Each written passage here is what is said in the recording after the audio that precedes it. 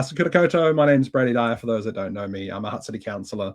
And when I first stood for council, the whole reason I put my hand up was to try and demystify what council does, how it actually works, how decisions get made, what it costs, and why.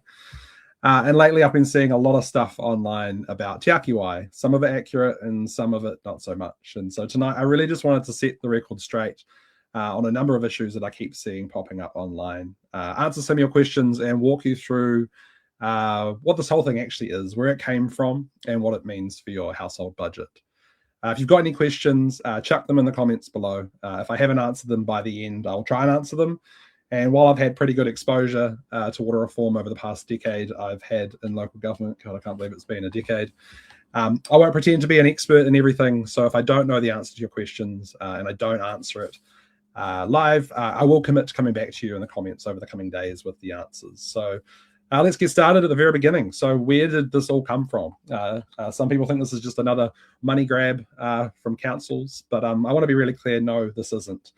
Because I have seen this claim doing the rounds and it's just not accurate. This is a central government directive, full stop. And this was not dreamed up in our council chambers. It's been in the works in one form or another since about 2016. So cast your minds back to Havelock North. August 2016, a Campylobacter outbreak contaminated the town's drinking water supply. And of the town's 14,000 residents, approximately 5,500 became ill.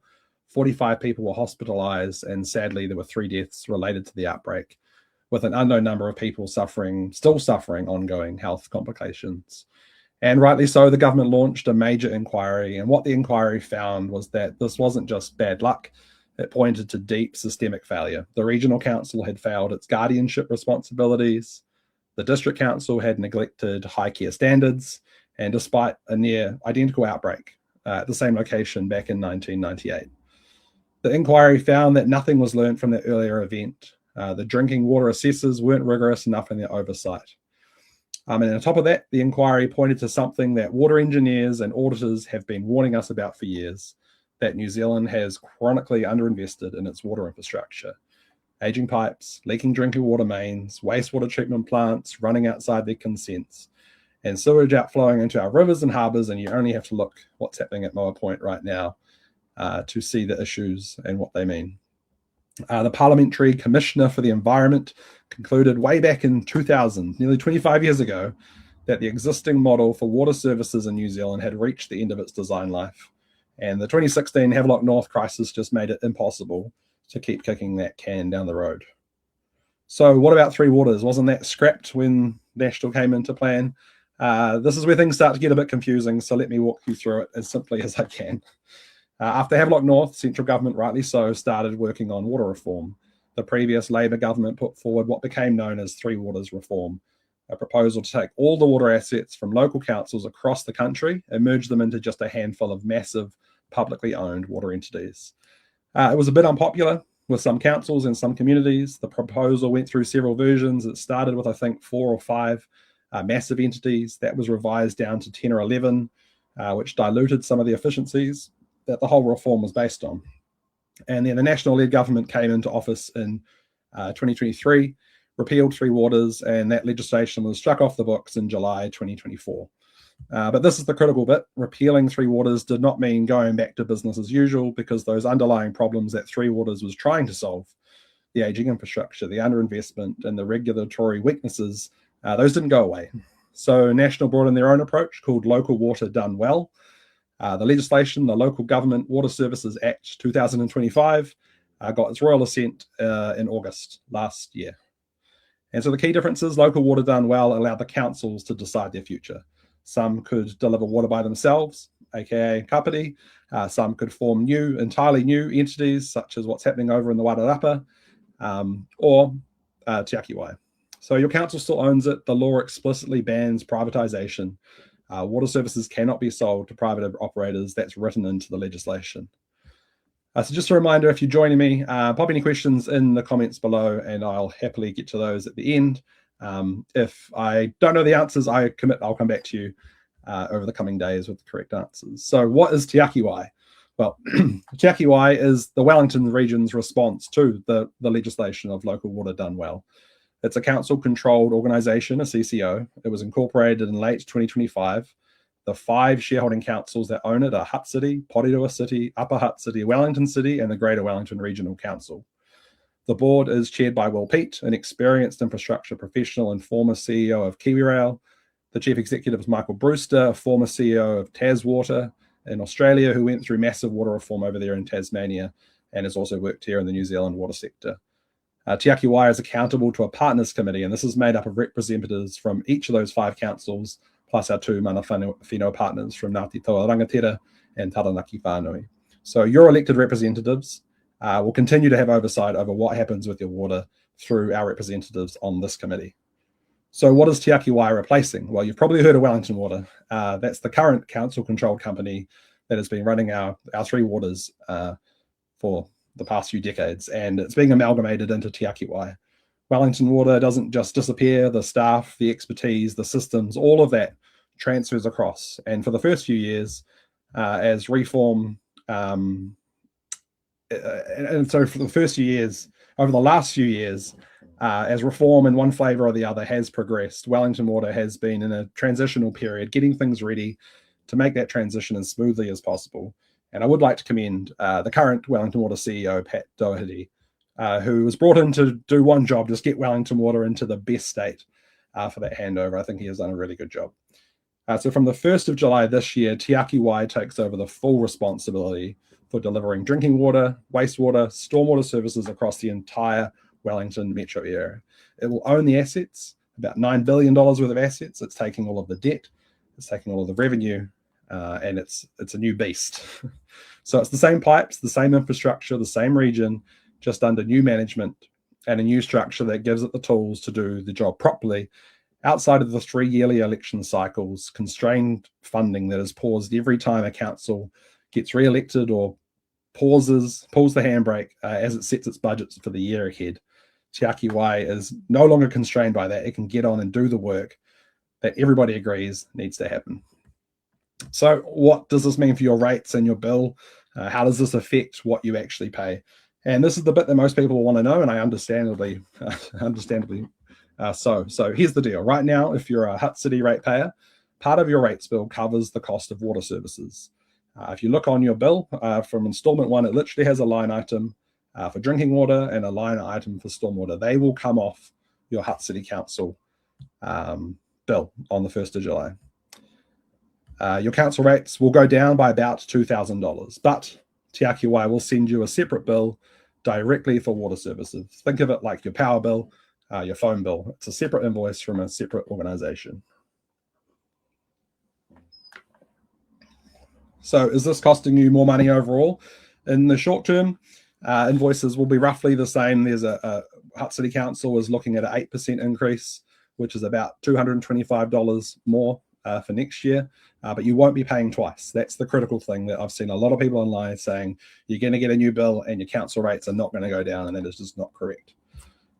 You'll be paying 2 different organizations instead of 1.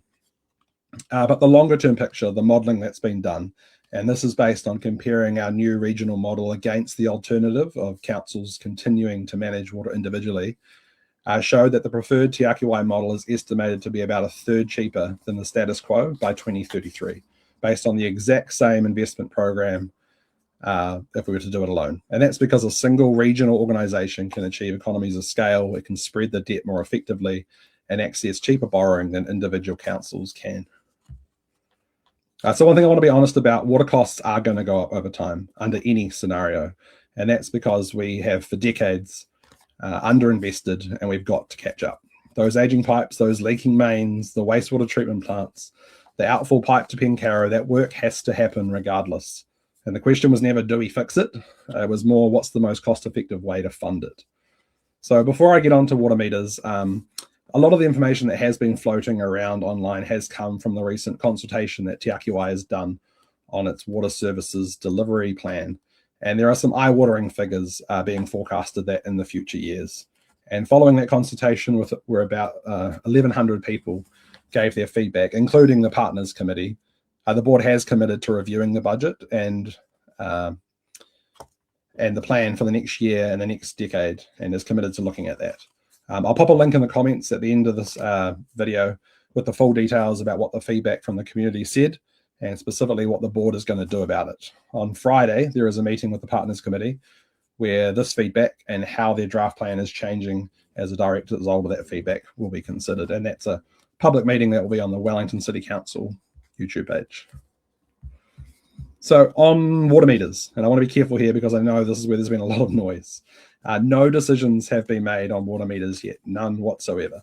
Tiaki Wai has released some early indicative cost figures from a business case done by Wellington Water in the spirit of transparency, but that is not a done deal. There is still a lot of decisions to be worked through, whether Tiaki Wai owns the meters or leases them, who installs them, is it plumbers, is it engineers, what the timeline looks like, what happens with houses that have a shared Toby, all of that needs to be looked at, and none of that has been locked in. Tiaki Wai themselves are rightly concerned about the figures in that business case they've been handed, and they've committed to getting it peer reviewed so that they can have full assurance of what the total project may look like. So what I can tell you before any decisions are made, Tiaki Wai will be doing public engagement. Everyone will get an opportunity to have their say. So if you've got questions or concerns about meters, that is the time to make your voice heard, and that process will happen. And water meters would eventually do, what they would eventually do when and if they're rolled out is help find leaks faster, help households understand their actual water use, and move billing towards a more usage-based model like your power bill or your internet bill, where you pay for what you use rather than just a flat charge. And that's a much fairer model, but again, no decisions have been made. And I think one of the reasons why there has been so much confusion online around the pricing and the changes from what we currently do to what Tiaki Wai will do is that currently every city that makes up Tiaki Wai charges completely different amounts and charges them very differently. I've got a really good table that's in front of me, which I'm going to talk to, but I'll share a screenshot in the comments afterwards.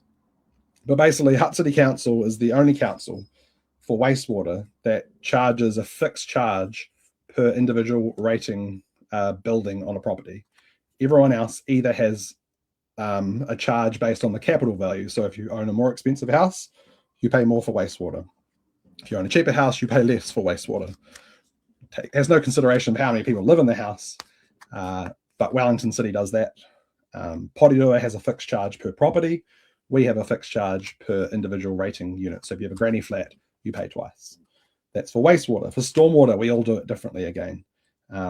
Wellington, Hutt, Upper Hutt, and Porirua charge a variable amount based on your property value, but Wellington and Upper Hutt also charge a fixed amount. So over time, Tiaki Wai has committed to fixing these irregularities, but it has to be done in a sort of step approach. We can't just jump to price harmonization, as they call it, because the changes overnight would be pretty concerning. So just a reminder, if you've got any questions, and I can see heaps coming through, which I'm gonna get to at the end of this. So don't think I'm ignoring your questions. Speaking of water, I'm gonna have a quick water break.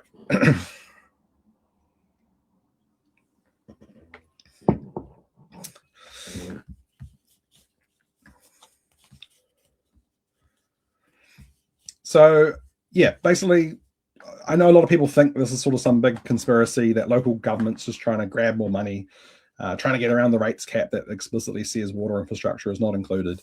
And I understand why people are skeptical. Look, there's costs have gone up. Households are feeling the pinch. People are really feeling the squeeze at the moment, myself included.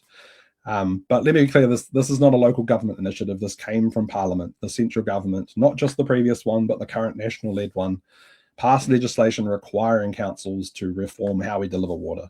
And our job as councils was to figure out the best way to comply with that legislation for our communities. And the 5 Wellington region councils agreed that a single regional water entity, publicly owned, locally governed, was the best answer. The alternative, doing nothing or doing it individually, was modelled to cost us much more, not less. And it would have meant increasing water charges even higher because that infrastructure work just still has to happen. Nobody's getting rich off Tiaki Wai. It will not be making a profit. The councils own it. And you just want to be really specific on that privatisation point because I know it concerns people. Under the Local Government Water Services Act 2025, Clause 45, Tiaki Wai must retain ownership and control of the water assets. It cannot sell them. And on top of that, the Commerce Commission will regulate prices. to make sure they're fair and reasonable, and elected representatives, your representatives, are on that partners committee overseeing it as well. So that's kind of the high-level overview. I want to make sure I've covered it all properly, the history, why it happened, what's replacing it, when it kicks in, and what it means for your wallet. So again, from the 1st of July, Tiaki Wai is taking over as the water provider for the Wellington region. Your council rates will reduce by your water services component. You'll get a separate direct bill from Tiaki Wai instead. Water meters may be coming from around 2028, but as I say, there will be public consultation if that goes ahead. The organisation is publicly owned, council controlled, and cannot be privatised. So I'm going to jump over to the questions tab and see which ones I haven't kind of covered. All right, first question, Margaret. What will happen with the rates rebate for lower income residents? This isn't changing at all. So if you are currently eligible for a rates rebate, and if you think you might be or don't know anything about it, jump over onto the Hutt City Council website, search rates rebate, and it tells you all the criteria. That amount is staying exactly the same. So even though the water component is coming off your bill, it will be used to assess what your rates are. So you'll still be entitled to the same amount you're entitled to, noting that the government has just increased the rebate. Who is Tiaki Wai accountable to? So as I mentioned, it's accountable to the Partners Committee. It's accountable to the Commerce Commission. $30 a week increase on top of rates. No, as I said, the water component is coming off your rates. So your rates will drop by about $2,000. That is being replaced by a new bill from the water entity. Andrew, how does this work with future amalgamation? Good question. One I haven't really considered. It'll definitely be part of it. I won't go down the rabbit hole of talking about amalgamation now, but we'll just make the point that it's taken us nearly 6 years to get water into the shape it is now. It's going to take a long time to do amalgamation as well. So one thing's clear, I think, as a region, we need to be working far better across the region on things that are better done regionally, and water is an obvious one. Will everyone in Lower Hutt get water meters installed? Nope, no decisions have been made on that yet. As I said, if there is, there'll be consultation done on it. Yeah. And there won't be, so I saw some people sort of saying, are we going to get a bill on 1 July for $4,000 to install this water meter? Can I get it done myself cheaper? That is just not correct. You will not be getting a bill for the water meter. It will just be built into the pricing of water, just like you don't pay for the gas meter on the side of your house when it gets installed, or your power meter inside your house when it got upgraded a few years ago with the new fancy switchboards. You didn't pay for that switchboard. It's just part of the service. As I say, water meters allow much fairer charging for water down the track. They're not as scary as everyone thinks. Kapiti has them, Auckland has them, nearly every major city in the world has them. It's a much fairer way, but the most important thing is it helps us find leaks. When we know how much water is going into a street at 3 a.m. in the morning, and we know that one of your houses is using a lot of water, then we know where the issues are.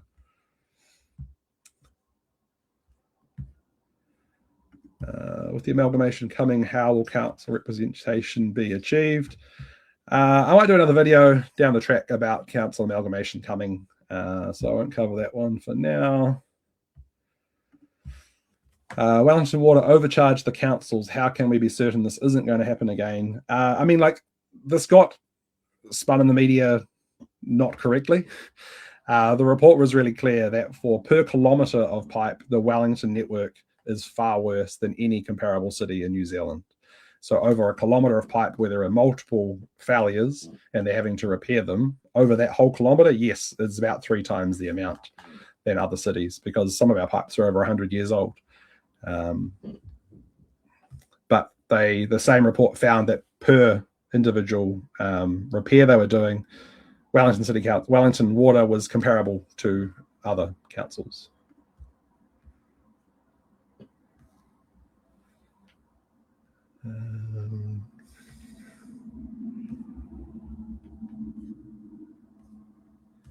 So I'm just reading through the questions. There's some people talking to other people, so I'm getting a bit confused.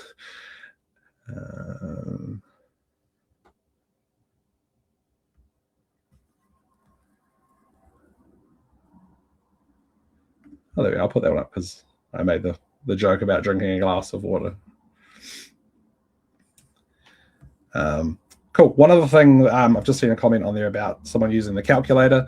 The council, Hutt City Council, has a really good rates calculator where you can go in and type in your actual address, and it will tell you what your projected rates increase will be. This was based on when we went out for consultation at 9.5%. Since then, we've done a bit more work, and it's likely we're going to get it down to 8.8%.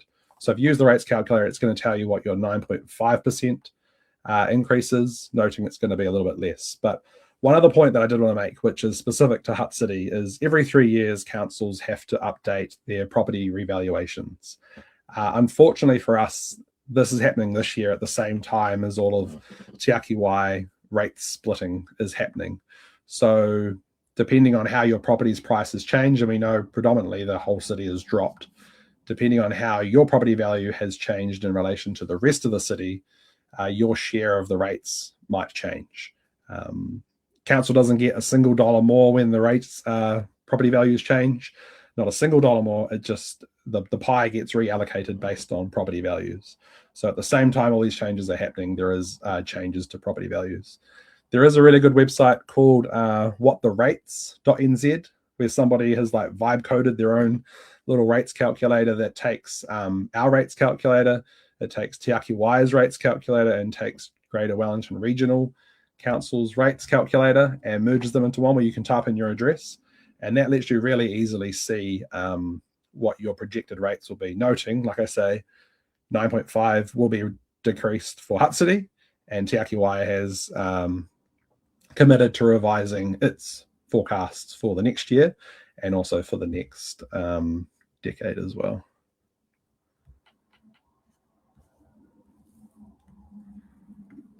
Simone, how is it fair? Houses pay different depending on house values. So yeah, this is exactly what I was talking about. In Lower Hutt, we don't do this.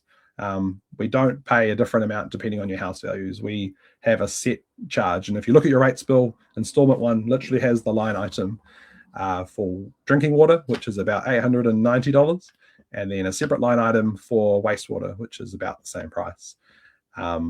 Every single rateable unit in Hutt City pays that exact same dollar amount. Stormwater is done variable based on property charges, but that amount is about 150 to 300 variance depending on the property value. But like I say, Wellington City Council and Upper Hutt City Council entirely charge based on the property value. And so going forward under Tiaki Wai is keeping things basically exactly the same as it currently is. There's no change to house values. However your city currently charges your rates under Tiaki Wai in the first year at least, it will be basically the same as it currently is. They're not changing anything there. But as I say, because every city in the region that makes up Tiaki Wai uses a slightly different method, there's been some sort of cross-contamination of people thinking we're changing to capital value and property values, and that's not fair.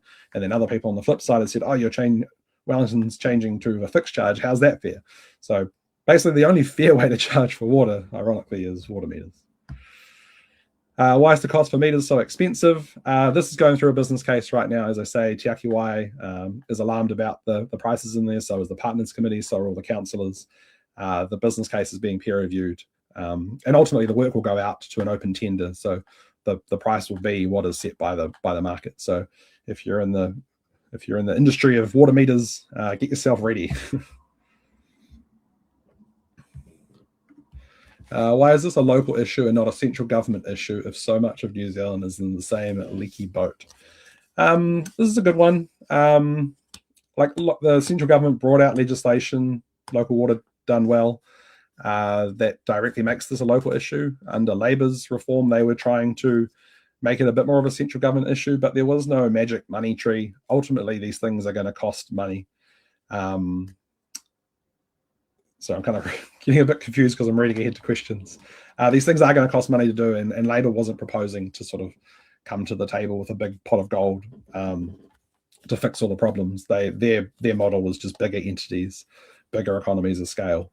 But I've kind of already touched on the changes from there. 1 month out, why not decisions? So 1 July is when the new entity goes live.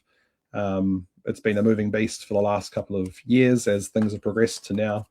And yeah, Tiaki Wai will be taking over from then. So no decisions on water meters. If they decide that they're going to do them, like I say, there'll be public consultation. They'll probably do a trial first to see how it'll actually work before rolling it out across the region. But important to note as well that in this first year, basically this first year for Tiaki Wai, all they have done is go to all of the councils who had already planned their long-term plan. They've taken what we were going to do in water for the next 12 months, and they've taken what Portiva was going to do for the next 12 months, and what Upper Hutt was going to do for the next 12 months, and Wellington City was going to do for the next month, and the regional council. They've grabbed all of our 12-month plans and they've sticky taped them together, and they've put a front cover on the front that says Tiaki Wai, and they're like, this is our plan for the next 12 months. They're basically doing what every council in the region was going to do anyway for this next year.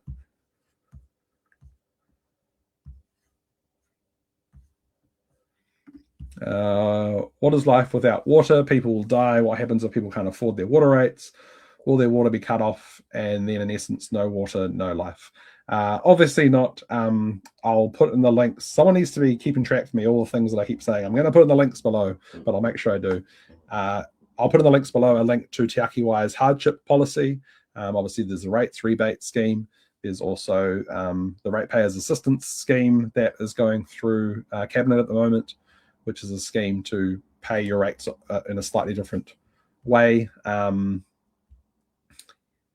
Yeah, but water won't be cut off.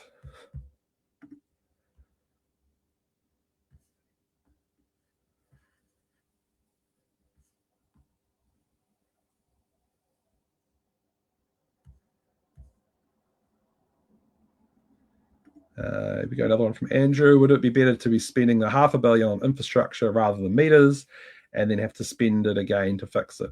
It's not one or the other. We have to do both. We have to bring in water meters to reduce the demand. All the evidence from every other city that has brought in water meters sees it's a way to it does reduce demand. Kapiti was almost at the stage where they were having to ban any new developments because their stormwater or their wastewater was at capacity, and drinking water was at capacity, and they physically couldn't take on any new connections. They introduced water meters, and all of a sudden managed to defer hundreds of millions of dollars of investment because the water meters brought in reduced demand. But it's both. We also need to invest in new water storage lakes up in Kaitoki, and the regional council currently owns land up there to build new storage lakes. So it's not this or that. We've got to do both. What if we don't have a stormwater connection, no charge? So stormwater is things like people often get a bit alarmed when the streets flood, when there's lots of rain. The roads are actually designed to be part of the stormwater network. The creeks that run around our city, the Hutt River is effectively a giant stormwater pipe. So even though your property doesn't have any, might not have any connection, it does have water that flows off it that does go into the stormwater network. You drive on roads that are part of the stormwater network. There are sumps and pumps and drains everywhere as we go around the city. But stormwater is the smallest charge by far on our current rates bill. Lucy, so with all the unknowns at this time and all of the questions unanswered, why did the council go a year earlier than they needed to, which has been a major concern? Could have used the extra year to iron out the questions and issues. There was an option to delay it if we were starting from a zero starting point, but we had already been progressing through reform based under Labour's reform. The organisation was ready to be handed over. And while there are some questions still not answered, like I say, this first 12 months is basically Tiaki Wai is going to be doing what we were going to be doing anyway for the next 12 months while they kind of fix and work through some of those other questions that will pop up. So there was an option to go a bit later, which the Wairarapa is deciding to do. They're starting from zero. They don't have any regional entity. They don't have a Wellington Water. They don't have any capacity. They don't have offices. They don't have vehicles. They don't have any of that stuff because they are starting literally from zero. We didn't, and we know the water reform is needed So we're better on to just get on and actually start fixing the problem rather than kicking the can down the road for another year. Enjoy it while it's free. I'm assuming you're talking about my glass of water. I will. Question from Jeremy. If the infrastructure in Wellington will cost significantly more to repair, maintain than say in Lower Hutt, will Hutt residents end up paying more to prop up Wellington's mess? This is something that will be worked out over time. So in the first few years, Tiaki Wai is working under a principle called a cost to serve, where the money that they receive from Lower Hutt will go towards Lower Hutt projects, and same for Wellington. Over time, there might be some harmonization of prices to fund some things. We need to replace the outfall pipe that runs from Seaview treatment plant to Pencarrow. The last time that was costed is around $700 million. So when it comes time to renew that, Lower Hutt ratepayers would probably want some assistance of the rest of the region. But also noting that the Seaview wastewater treatment plant looks after the business of both Lower Hutt and Upper Hutt. But how price harmonization occurs is probably a question that will be better answered when we start talking about water meters. When will councils make it clear to consumers that there is an expected 28% increase for year 2 of Tiaki Wai? So I covered this at the start. Tiaki Wai put out a water services delivery plan for consultation, basically just taking what the councils were going to do over the life of their long-term plan. And that's gone out for consultation. As I say, 1,150 responses were received, and I'll put that in the comments below. Were received. The Partners Committee made it very clear that steep increase in in year 2 just isn't fathomable for residents and for ratepayers to be able to pay that. So that was largely because the LGFA, the local government funding agency, where Tiaki Wai borrows its money from, had a requirement to get to sort of price neutrality in a certain number of years. They're looking at how they can ease the burden in these early years because those increases. And so, like I say, on Friday, there's a meeting with the Partners Committee to consider what those future years will look like. But the important thing for right now, which is what's happening on 1 July, is that first year. And like I say, that first year is basically what we were going to do just under another banner. So it kind of gives us 12 months to really answer some of these really big questions around what are the big future increases, what's happening with water meters, do all the consultation around that. That'll happen over the next year.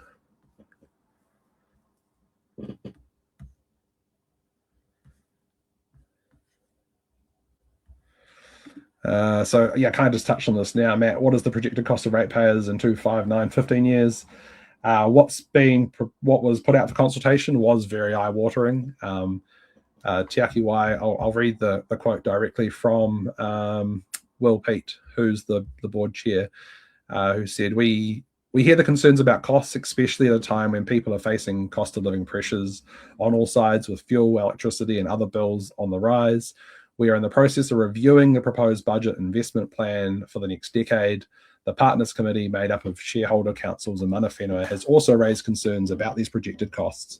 We appreciate our shareholders' willingness to work with us to consider the path forward. And so, like I said, on Friday, the Partners Committee is meeting to talk about those next steps. So I'll definitely be able to do an update on Friday following that meeting. Tiaki Wai can't sell assets, but could Tiaki Wai itself be privatised? No, not at all. That is prevented in legislation.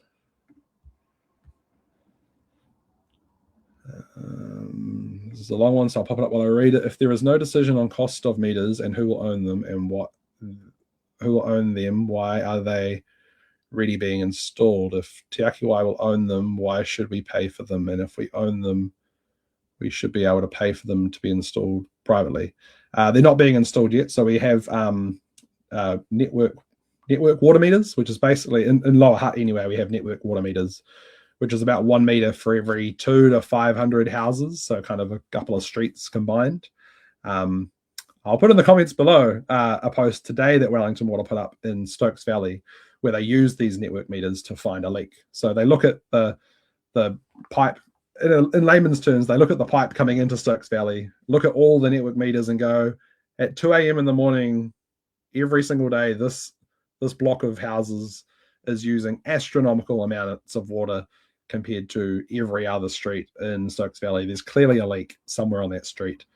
Let's go and find the leak. And so they've gone in there, they've used sonar, magic voodoo stuff under the ground to find the leaks. They've dug it up, they found the leak, they fixed it. That was only made possible with these network water meters. But Tiaki Wai or Wellington Water is not installing meters now. One of the big costs for installing water meters isn't actually the meter itself. They're a couple of $100 for a cheap basic one.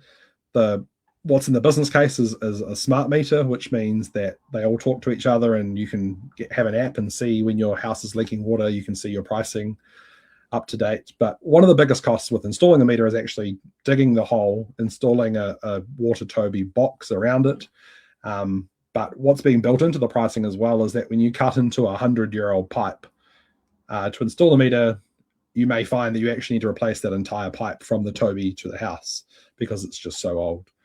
So there's definitely some expectations that because just how old the network is, there's going to be some extra costs. So if it was like Auckland, where they've already got water Tobys because they've had water meters for a long time, where they're going to open a lid, unscrew a old analog water meter and screw in a new smart meter, it would be significantly cheaper. And that's why Auckland's proposed smart meters that people are throwing around online are so much cheaper. They've already got the box, they've already got a lid. We've literally got to get a digger in there and dig up the whole thing and start from scratch because we don't have water meters anywhere in the residential network. For our commercial ratepayers, a lot of them are already on water meters.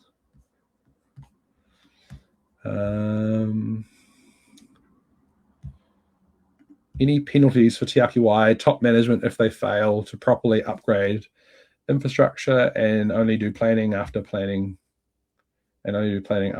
costs? Well, ultimately, they're accountable to the partners committee. They select those directors on the board. They can also remove them as well. So if they don't do their job properly, it'll be up to the partners committee how they handle that. Another one from Lucy: with amalgamation, if all councils amalgamate, the representatives will merge and we will have one representative of the partners committee. Yes, that would be technically true. The other consideration is under amalgamation, if National gets re-elected, they've said at the 2028 local body election, there will be no more regional council, full stop, regardless of whether you go down either of their two routes, which is one is a 3-month. I said I wasn't going to talk about amalgamation, but here we go. Government's given us two options. One, we do a reform amalgamation plan in 3 months, or we can do it in 3 years. But regardless of which option we go down at 2028 election, there will be no more regional council governance layer. The regional council will still exist, but you're all correct that currently they have a representative on the partners committee, and if we all merge to one, there'd be one person. So how Tiaki Wai works with amalgamation will definitely be a key consideration as any amalgamation talks happen. How do they justify making us pay double anywhere else in the country? Like I just said, the comparison was made to Auckland City Council, where they already have the water Toby. They've already got the insert bit for the meter attached to the pipe. They're just unscrewing an analog water meter, putting in a new one. There's other, for people, there are other costs as well in Wellington. It's a very hilly suburb in some parts. Traffic management is more expensive in Wellington because of that as well. There's going to be diggers involved. It is a big job, but the business case, even at the eye-watering amount, still says it stacks up, even if that amount is correct and everybody involved has rightly pointed some fingers going, this doesn't look right, and so it's being peer-reviewed. Like I say, it will go to the open market as well when the work actually progresses, and there'll be plenty of public community feedback before then. When is the feedback from the Commerce Commission review? I believe, give me 2 seconds, and I'll give you an accurate answer on this one.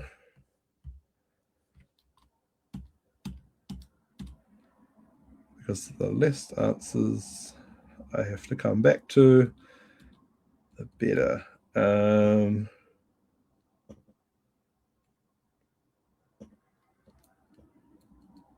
Friday, there is an update from the Commerce Commission on the economic regulation being given to the Partners Committee. This is this Friday at 12 o'clock at the Wellington City Council building, their new building on Harris Street. It's also live streamed on the Wellington City Council's Facebook page.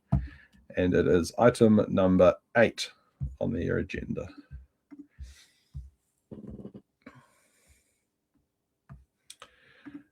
Can you explain about if you're within 100 meters of a city supply that they will still be charged 50% of the charge? So this isn't changing. This is the current rules that we have, that if you have a water connection to your driveway and you're not far away from it and you choose not to use it, the cost of getting that pipe to your house is still there. The cost of supplying the water and treating the water and storing the water is still there. So it's just an acknowledgement that some of that cost should be paid for it. But for those that are far away from the network and couldn't connect to it, then there isn't a charge. This is one of those confusing questions where someone's replying to someone and I can't see who they're replying to. Each mayor chooses who from their council will represent each city on the board. Each term, it is likely to be the mayors themselves at their discretion. So, yep, the Partners Committee is made up of a representative from each council. It doesn't have to be the mayor. Some cities, it is the mayor. Some, it is a senior councillor who's been there a long time. But even for them, those mayors are still actively involved. They're still going along to all the meetings. They're all being live streamed. I myself have watched them online, not in the room. So, yeah, the mayors are very involved. They're also meeting very regularly at the moment to talk about the latest government's amalgamation talks. So all the mayors, as well as those representatives on the committee, are across everything. Thanks for getting on live and answering questions. Appreciated.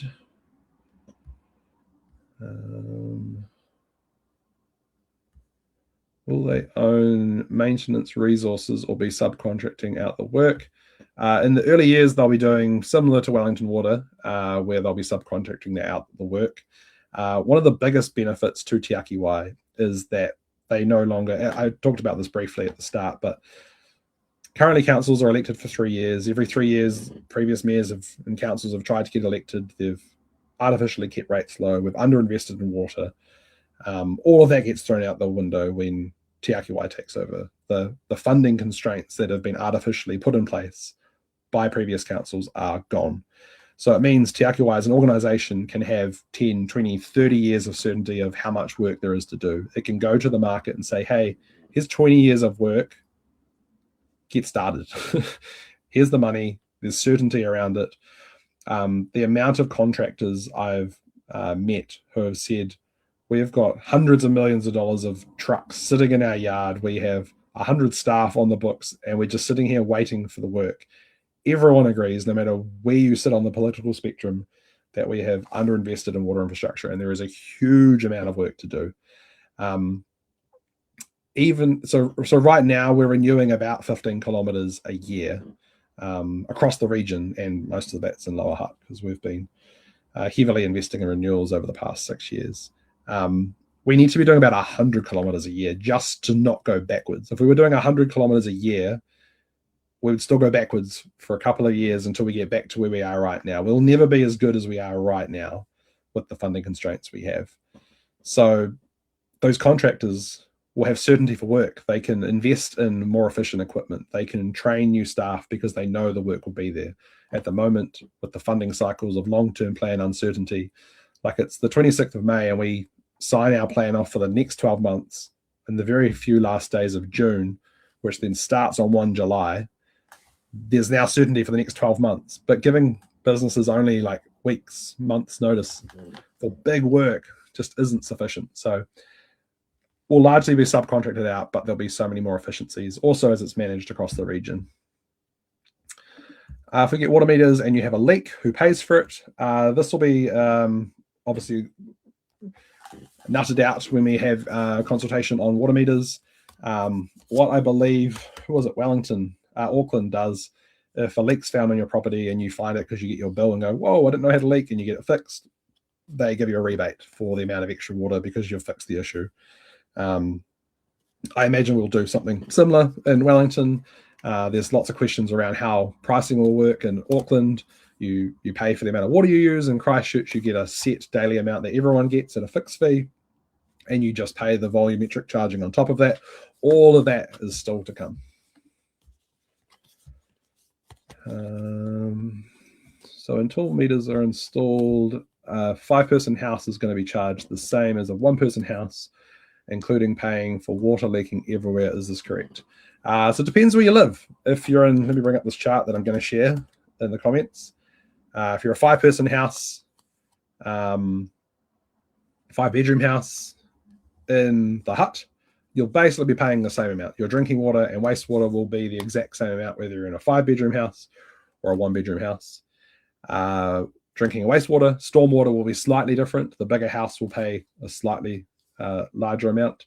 But if you're in Wellington City, then a 5-person house will be paying slightly more than a 1-person house. It's like I say, it's not fair how it's come to be, and it's definitely not fair that all 4 of the cities around the region, looking at this matrix, none of the cities charge in a similar fashion across the region for 3 waters, which is why there's been so much complication about how the pricing is going to work. But the key message is what you are currently doing under your current situation with your current council is basically what's happening under Tiaki Wai when it transitions over on 1 July. There's no changes to volumetric charging if you're on one. There's no change to capital value if you're on the other. There's no change to fixed charge if you're on variable. It's staying the same as what you're currently on. Just looking at the time of when these questions came in, because I think I've covered a number of these.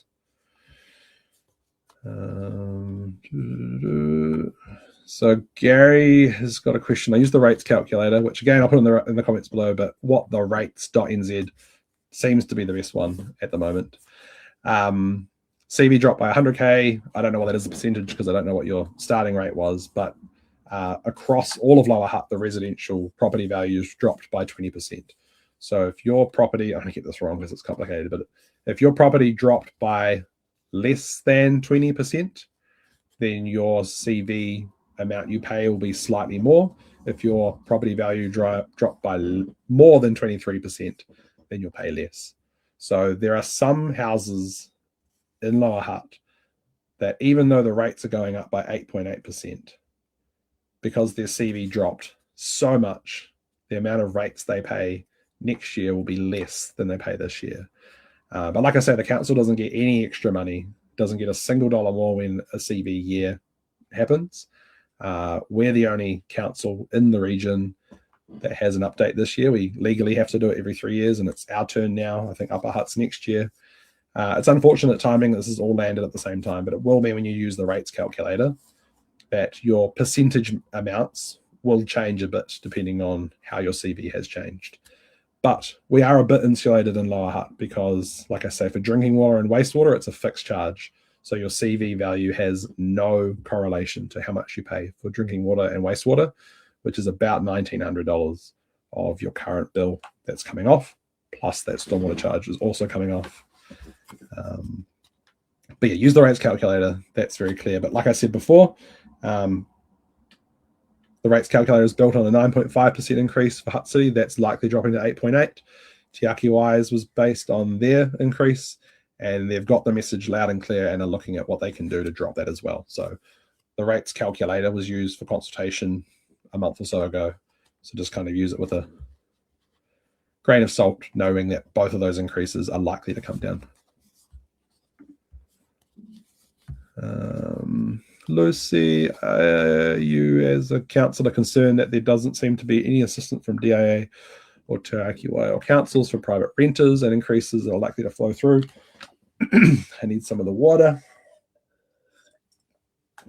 Not initially. Like this, there's nothing's changing on 1 July for renters. The landlord or the homeowner will still receive the bills as it currently does. when we have conversations around water meters, this will be a genuine concern about how it works. But like I said before, we're not the first city in the world to bring in water meters, so we'll definitely be looking to other cities around the country, including Kapiti, as to how it works there, as we have that conversation as a community.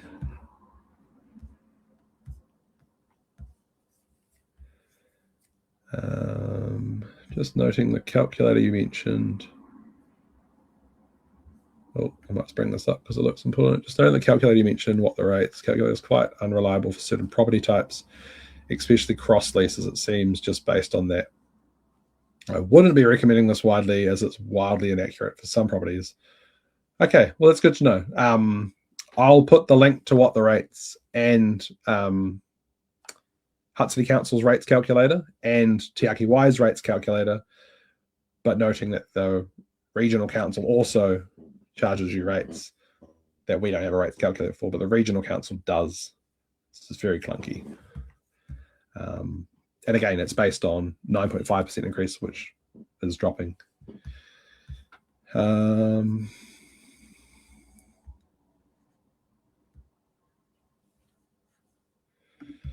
Hey Quinton, how do our water services pollute or degrade the environment, and will Tiaki Wai model result in less impact compared to status quo? Well, I've talked about the Commerce Commission. They are the overseeing body for pricing. There's a new water regulator called Te Mata Arawai, who's the new water regulator to make sure that exactly this is not happening. They will have a lot to say when it comes time to renew the consents for our wastewater treatment plant. They'll also have a lot to say about stormwater systems that currently get pumped into the Hutt River, into the Waifatu stream, into a number of our water bodies. And so these two things work sort of in tandem. The Commerce Commission regulates pricing. Te Mata Arawai is going to regulate basically the environmental impacts of water.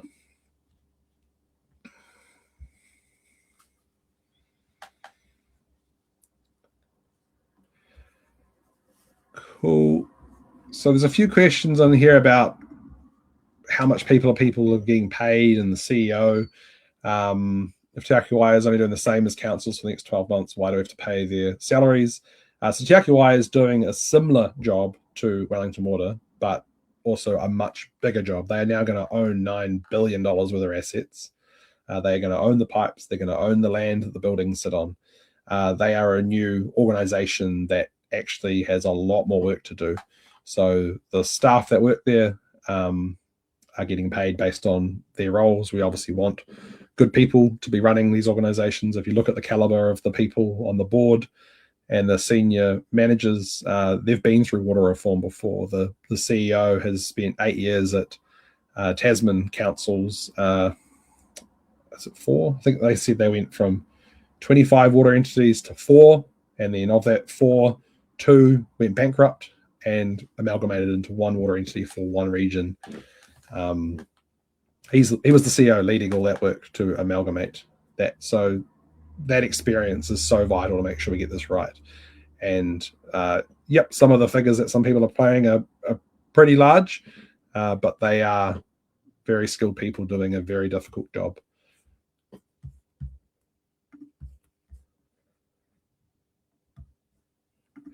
Because the current government said no to Three Waters, was going to have central government pay the bills. It's now a local problem, which makes it our price to pay.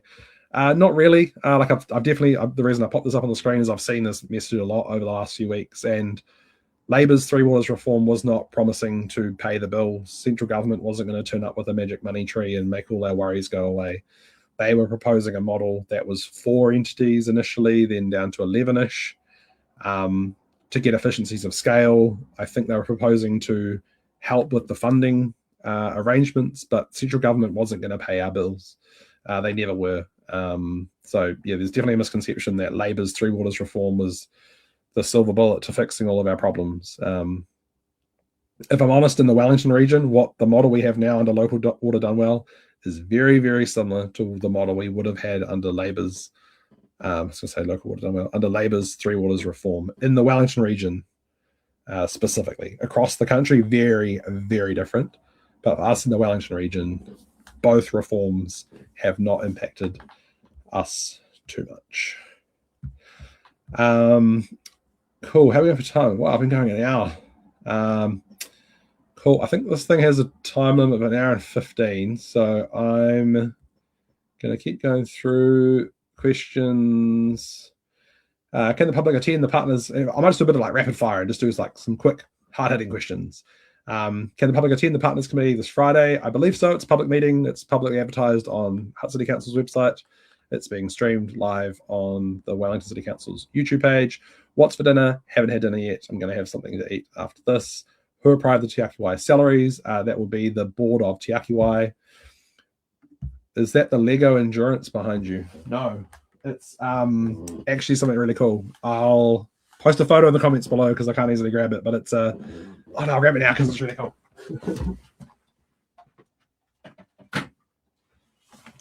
I just talked about how I need to rattle through these questions, and now I'm showing you Lego. So it's the Formula One Lego set, but I got it signed by Liam Lawson, the Kiwi F1 driver, when he was in New Zealand last year. Why does a property with a 500 CV in the Hutt pay so much more than the same value property in Wellington? This is one of those misconceptions around CV values. CVs are only used to work out your share of rates in the city that you live. You can't compare a 500k property in Wellington with Lower Hutt. You can compare the average of both cities because the average is the midpoint. But a 500k property in the Hutt, 500 is probably a bad example because most houses are more than that, but I think the average in the Hutt is 850. Under the previous CVs was about 850. That's dropped to 680, I think now. Now you put me on the spot. Wellington's average is far higher than that. So CVs are only used to work out your share of the pie. So this is how much it costs to run Hutt City Council. Your slither is based on your CV relative to the rest of the CVs in the whole city. And that's why we update our CVs in the Hutt all together, all at once. But Wellington does theirs. And so Wellington's is based on, I don't know when Wellington does theirs, and our Upper Hutt's a year after us. So we're about to have valuations updated from August last year. Upper Hutt's 2 years behind us. So you just can't compare the two. Even if they were updated on the same day, you still couldn't compare the two. Thanks for answering the question. Get where you're coming from. It all seems very rushed and not communicated by anyone. Land parcels and other assets being transferred are not available to the public and yet not publicly excluded. Hutt cities are on our council website. You can see all the assets that have been handed over, but it's basically anything water related is being handed over to Tiaki Wai. If they find over the next 12 months as they progress, we didn't need these assets or we didn't need this part of it, there is a process to hand stuff back. Likewise, if they realize, we actually needed that pump station that was inside that gardening facility at your reserve, we need that. Those things will be worked through. And on the communication, yeah, I do agree the communication has been really tough, and that's part of the reason why I'm jumped on here tonight to have this conversation with you. The tricky thing is Wellington Water is kind of in the departure lounge, sort of slowly winding down, ready to hand over to Tiaki Wai. Tiaki Wai has started. They're starting to fill the seats, but they don't have a fully functioning comms team yet. They've been working through a lot of things to get ready for 1 July. And the councils, yeah, I wish the councils had taken a bit more of a role in letting ratepayers know what's been going on or what is coming up. But like I say, this is why I'm doing the session. It's why Tiaki Wai has a comms plan. And yeah, a lot of it will be explained as well once that first bill arrives. Cool. I'm going to fly through. Network, is it a good idea, good argument not to meet every house, use current estimates? I mean, estimates don't show us where leaks are.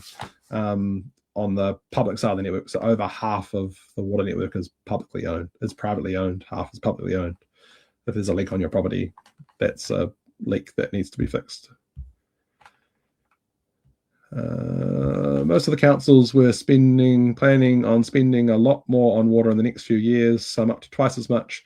Would it be acceptable to the Partners Committee for Tiaki Wai to plan to do less than this? I don't think so. Councils have historically been pretty low. we have been taking, well, every year for the last 6 years, while I've been a councillor, Wellington Water has been giving us 6 years ago, 2019 elections, quite a change at Hutt City Council, new mayor, half a new councillors around the table, new CEO. It was a really refreshing time to join the council for the first time because everything was up for conversation. And for the first time ever, we went to Wellington Water and said, let's switch this around the other way. You tell us the problems that need to be fixed and what they will cost, and then come to us and put some prices in front of us. Prior to this, the councils would say, here's how much money you've got to do work, off you go and do the work. And it was never enough.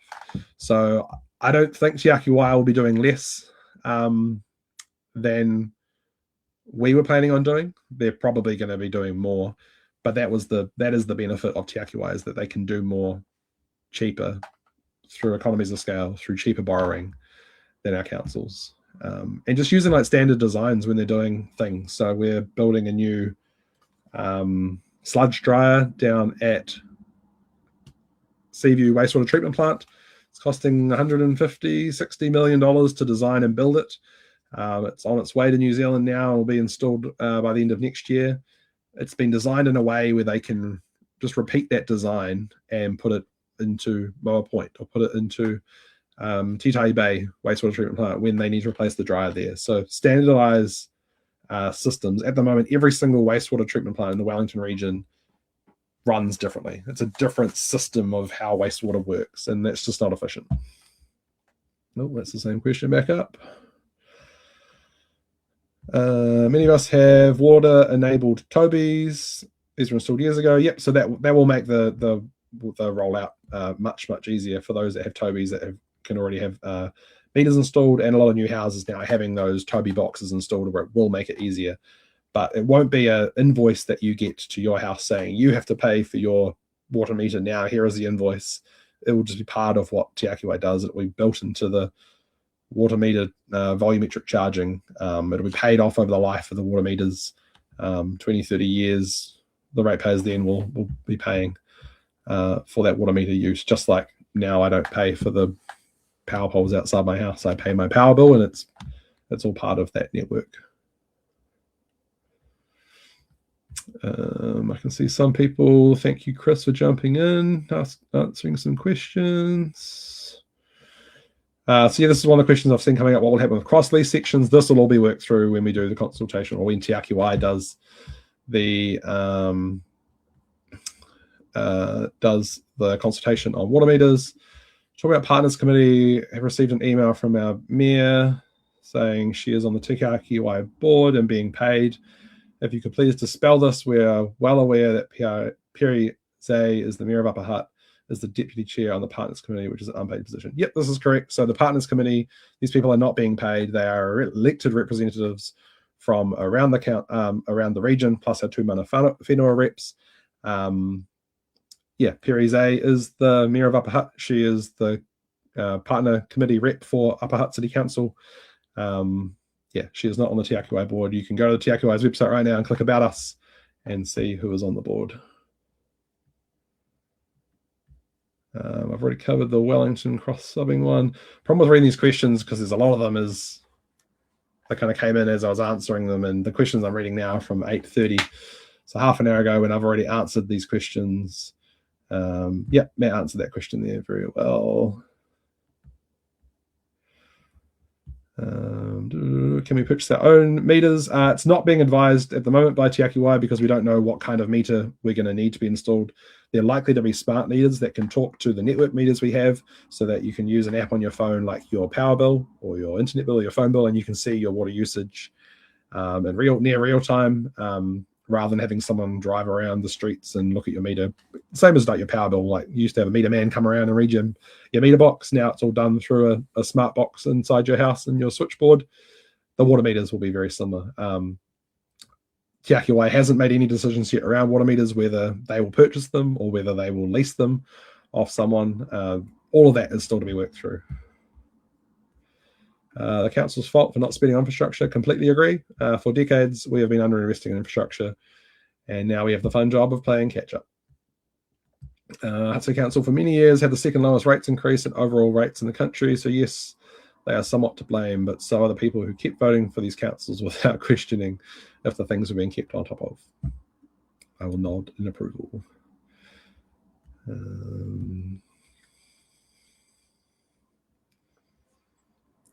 Did Upper Hutt have the option to opt out of joining the entity, or was proceeding with Tiaki Wai the best alternative? I mean, their only alternative, if they didn't come in with Tiaki Wai, would be they would have to build their own drinking water supply. They would have to build their own wastewater treatment plant. They would have to build their own outfall pipe to somewhere. It's nearly $1 billion. I think it's $750–800 million for our outfall pipe from Seaview out to Pencarrow. Upper Hutt would have to build this themselves. You'd be talking billions of dollars that Upper Hutt would have to pay to create their own entity. So I don't want to speak for Upper Hutt, but I don't know how Upper Hutt could have afforded not to join the entity. At the moment, they own 30% of our wastewater treatment plant.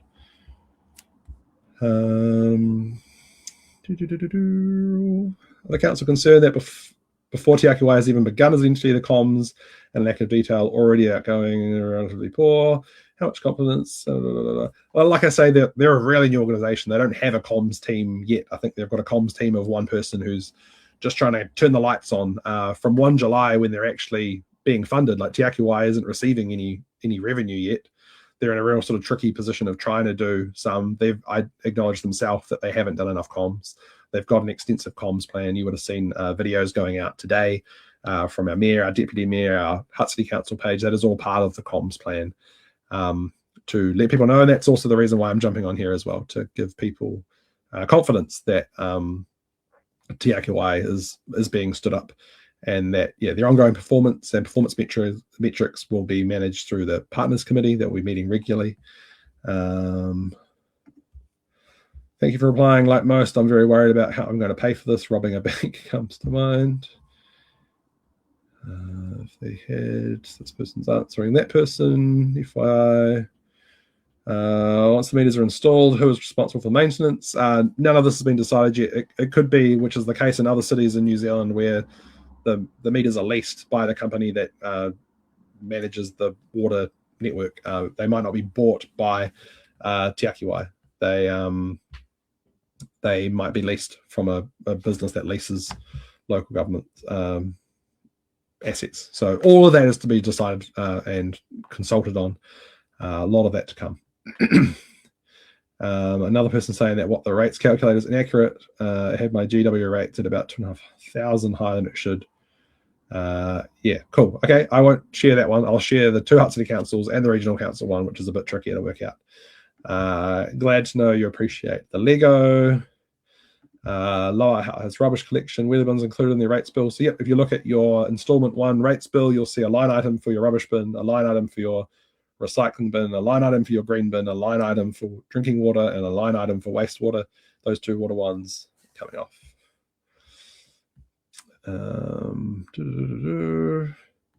But I won't get into the debacle about wheelie bins, but you only have to look over the hill at Porirua to see how much the price of rubbish bins has gone up there this year. My parents live over there, and their bill is going up significantly for their wheelie bin. I think our bins are going up by $11 this year. Did the council dump $280 million of debt on day one? Not a great start. Yep, we gave them all of our assets, we gave them all of our debt, and they are taking over all of the revenue. They are managing debt in a completely different way to councils currently manage it. They're borrowing from the local government funding agency under a new funding arrangement. They can get external funding from other people places as well. But yeah, that debt has come off councils' books, but councils are constrained by how much money it can borrow as a revenue to debt ratio. Because the revenue for water is coming off, our debt limits drop significantly once that revenue is done. So even though the debt's coming off as well, we do have a bit more headroom than currently, but not by much, because the debt's going, but the revenue's going as well. Water meters are only a fair way to charge for my household occupancy rates. What happens to the assets of Wellington Water? So Wellington Water will cease to exist on 1 July. All of those assets will move over to Tiaki Wai. Thanks for the explanation. Cool. I've been going there in 10 minutes, so I'm just going to rattle through these last ones. I'm nearly at the bottom of my scrolly list of questions. Does the board report to the shareholder committee? Yes, and it will all be public. Tiaki Wai is a public entity. It'll be going through the Tiaki Wai Partners Committee as well. So in the future, we're charging us water usage per volume. Who knows? There's still a lot of water to go under the bridge. I said I wasn't going to do any water puns. I promised myself. There's a lot of consultation to happen about how water volumetric charging will come. There'll be consultation on that. Do you have a cat? Yes, I have a cat. I don't think she's come into the door's closed. She hasn't come into the live stream. I'll post a photo of the cat in the comments below. What is the process for new development areas in Greenfield? For Greenfield, is that decided by Hutt City Council? So yeah, new development areas is managed through our district plan. The other thing that is changing with the transition to Tiaki Wai is how we charge for development contributions. Currently, if you're developing a new dwelling in Lower Hutt, specifically, other cities have different amounts of development contributions. You pay, like if you're developing in the area I know you're talking about, Zara, which will be Wainuiomata North, it's about $40,000 per unit. So if you're building 100 units, that's a lot of money to help fund the infrastructure in the area. Tiaki Wai will be taking over development contributions for the water component of future developments, whereas Hutt City Council will now just charge development contributions for transport going forward. Thanks for fronting. Wish you okay. I'll close that one. What other options were considered? Well, there was effectively 3 options in front of us. One, we stick with Wellington Water, which we know has its issues basically from day one with the funding constraints. The other option was Hutt City Council becomes its own water entity and manages water entirely by itself, which is what Kapiti is doing. The other option is to create a new regional entity with our neighbours, which is what we have decided to do because it is about a third cheaper than the other 2 options.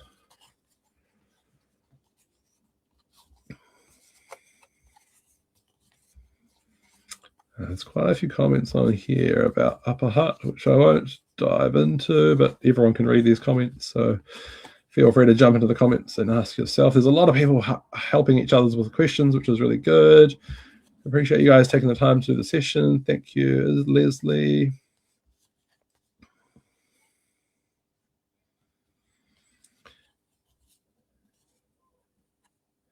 Cool. I'm at the bottom of my question list. I can still see there's 150 of you watching the live stream. So last calls for any questions. Then I can go make some dinner.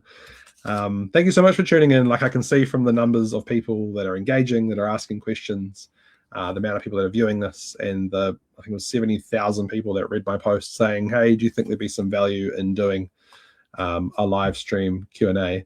That there's obviously a lot of public interest in Tiaki Wai and local government in general. And yeah, we'll just kind of round things off by just saying, I know things are really tough at the moment. And people often forget that us as elected members, we are ratepayers as well.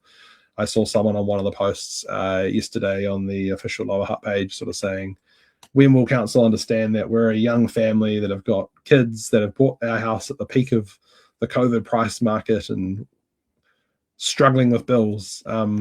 That's literally me. I am one of you. I'm a ratepayer just like you. I have a young family. I bought a house at the peak of the property market. Things are tough out there, but genuinely we are trying to do everything we can to make it better. And Tiaki Wai is part of that. It's just a big, complicated beast. But just know that for the last 6 years, I've been working hard. I've been across water reform, and what is being proposed and what is in front of us from 1 July is a significantly better option when it comes to water infrastructure in the Wellington region. So thank you so much for taking the time to spend your evening with me as well. Yeah, thanks for the thanks. Just doing my job. Yeah, would love to do more of these in the future. I definitely committed to doing a lot of them. As a person who's also a videographer, I like to make videos that are all flashy with graphics and driving around the city, making cool videos. So part of me doesn't like that this is just like a raw camera in front of my face that I'm talking to, but sometimes that's what's needed to really have a good chat with you. So thank you so much for taking the time with me on this lovely Tuesday evening. I will see you guys soon. Thank you so much. Ka kite.